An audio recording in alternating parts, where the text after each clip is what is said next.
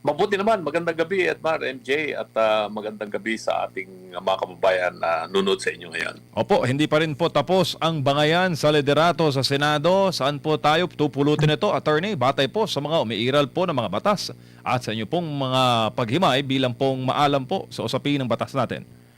Marami ng mga naglabasang mga opinion na iba't ibang grupo ang nagbibigay ng kanilang mga opinion tungkol dito sa nangyari, pero suriin nating mabuti. Sabi ko nga, yung provision po ng 1987 Constitution, Section 16, Article 6, maliwanag na maliwanag po dyan ang sinasabi ng saligang batas na kung ang pag-uusapan natin ay yung election ng Senate President, kailangan yung absolute majority of at least 13 members of the Senate. Regardless kung ilang senador yung naiiwan dyan o yung nasa Pilipinas. Dahil talagang itinalaga po yan ng mga sumulat ng saligang batas na dapat 13 at least ang kailangan boto para maihalal ang Senate President at para rin matapos yung termino niya kung siya po ay papalitan at kailangan din ng 13. Hindi pa pwedeng i-apply yung pinagpipilitan nilang Abilino versus Cuenco kasi yung kaso na yun, ubin interdictum lamang po yung sinasabing 12 senators to constitute a quorum. Hindi naman po yung main case eh. Opinion lamang po yun na lumabas doon sa motion for reconsideration ni Abilino at dinismiss pa rin yung petition ni Abilino doon. Ano? So, kahit na pag-usapan din natin yung quorum na sinasabi nitong company na Senator Gatchalian at Senator Soto at iba pa, na meron silang quorum na 12 sila dahil 23 lamang in effect yung mga senador na pwedeng dumalo sa sesyon at yung isa ay nakakulong sa alinsunod doon sa kasong kanyang kinakaharap at automatically na suspended siya dahil yun ang tinatalaga ng batas. So, hindi rin niya ma-exercise yung kanyang otoridad bilang isang senador. Mali pa rin yun eh. Kahit na suriin natin yung mga kasong binabanggit nila, yung Trillanes case, De Lima case, o kaya yung Halusos case, maliwanag pa rin ang sinasabi ng Korte Suprema doon na kahit na ikaw ay may kinakaharap na kaso at hindi pa naman final yung judgment of conviction, kahit na meron ng initial conviction sa lower court, eh di lalong-lalo na pag wala pang initial conviction ng lower court, kahit na sinasaad doon na kung ikaw ay nasampahan ng isang kasong non-bailable, ay automatic na ikaw ay suspended preventively for 90 days. So hindi raw dapat nang ibilang si Senator Jinggoy. Mali pa rin yun kasi ibilang pa rin si Senator Jinggoy. Kanya lamang doon sa mga kasong binanggit ko, Trillanes case, De Lima case, Halusos case, there may have been some limitation in the exercise of the powers and authority or the function of a senator who is charged with an unbailable offense and he is effectively preventively suspended. Suspended lamang po siya pero membro pa rin po siya ng Senado. So 24 pa rin yung mga senador na naririto and for purposes of determining a quorum, you have to consider all the members of the Senate even if one is preventively suspended katulad ni Senator Jinggoy. Kaya mali yung mga pinaglalabas nila. Yung isang opinion dyan na sinasabi ng isang retired justice ng Supreme Court, maling-mali yun. Unang-una, yung kanyang opinion, bias na bias yan kasi alam naman natin na anti-Duterte yan.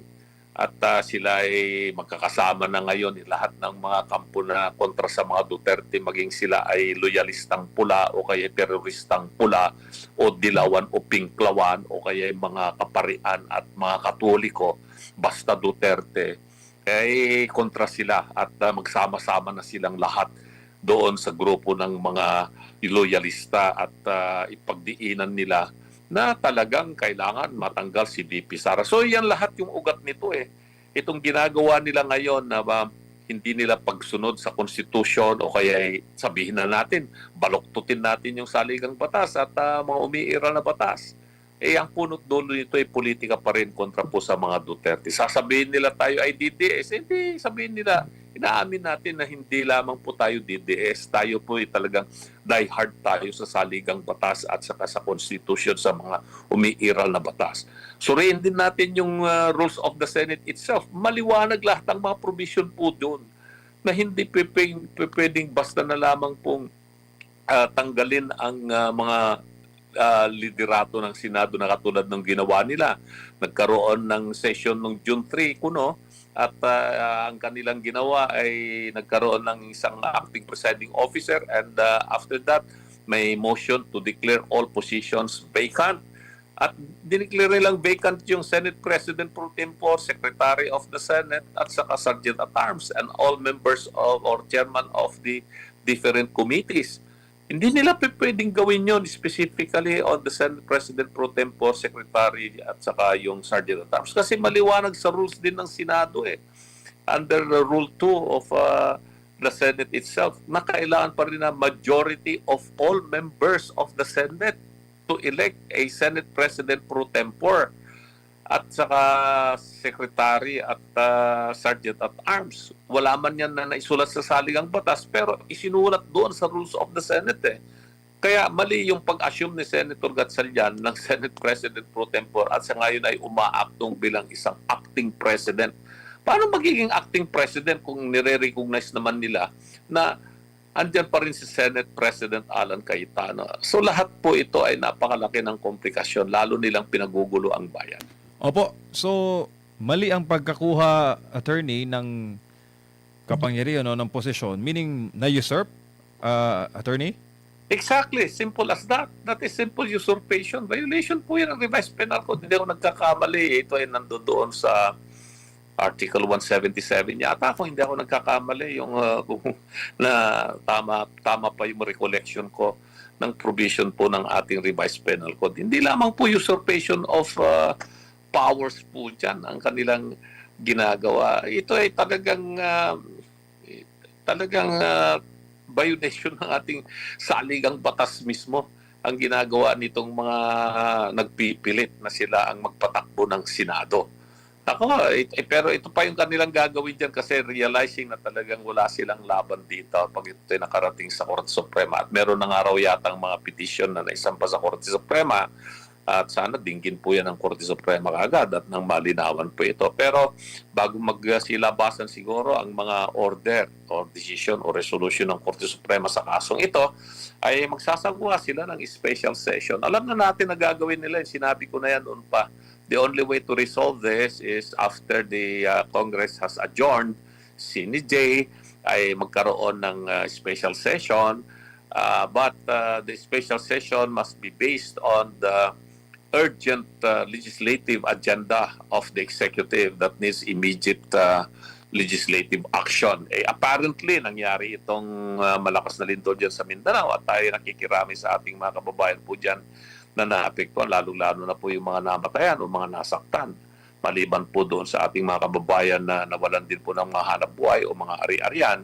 So tayo ay nakikidalamhati at pinagdadasal po natin na sana po ay maibsan po nila itong kahirapan na ito. Pero ito ngayon ang gagawin po nila na pangunahing dahilan, magkakaroon ng special session, maaaring ang gagawin nilang panukalang batas dito ay appropriating certain amount into billions, maybe about 20 billion or 50 billion pesos na earthquake rehabilitation fund for Mindanao. Pwede nilang gawin yon, no?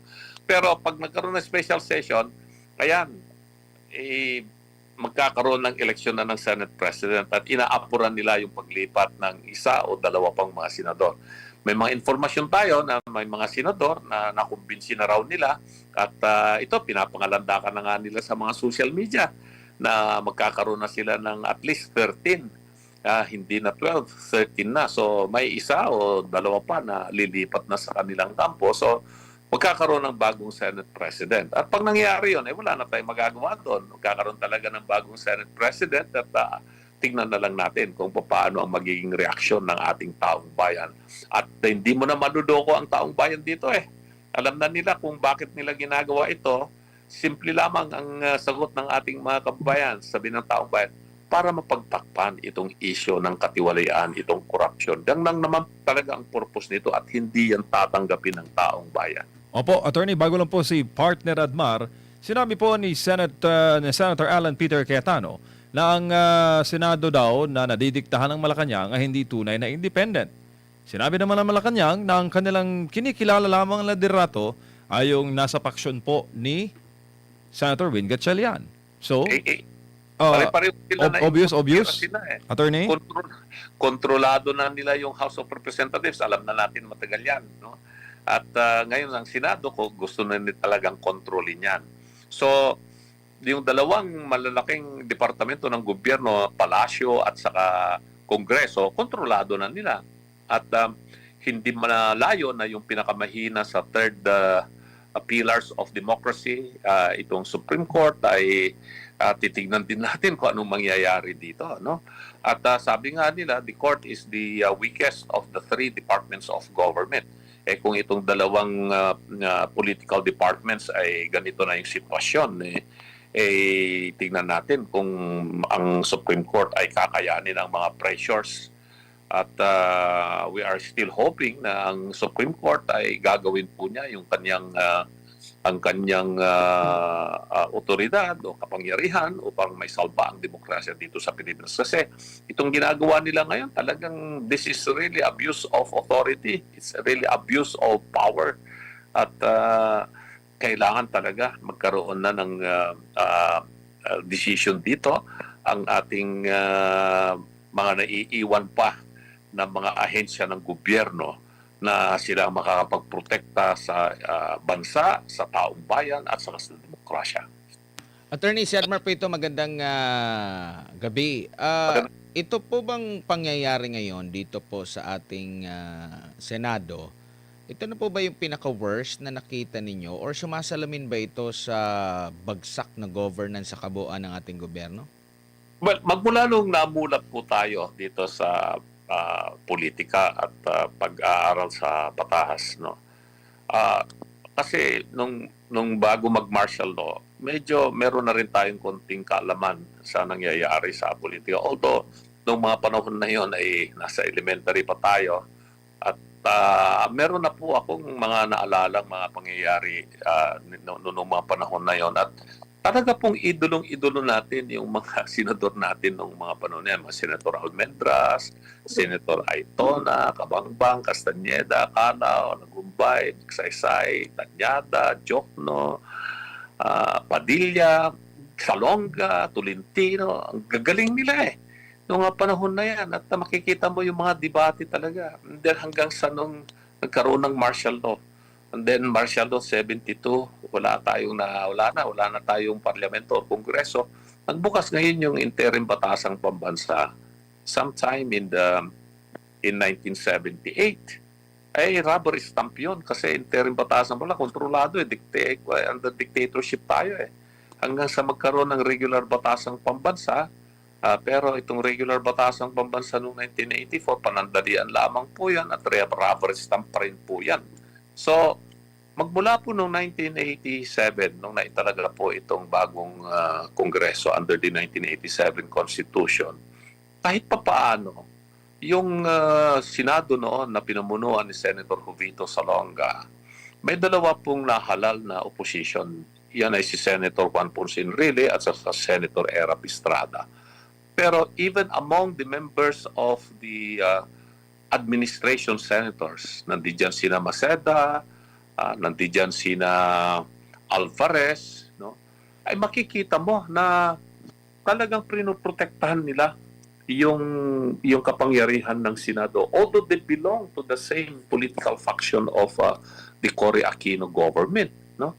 Hindi nila sinasakripisyo yung independence ng Senado. And then in 1992 under the presidency of Fidel Ramos, no, nagkaroon ng mga coalition diyan kasi majority pa rin ng members of the Senate were identified to be in the faction ng Mitra Group.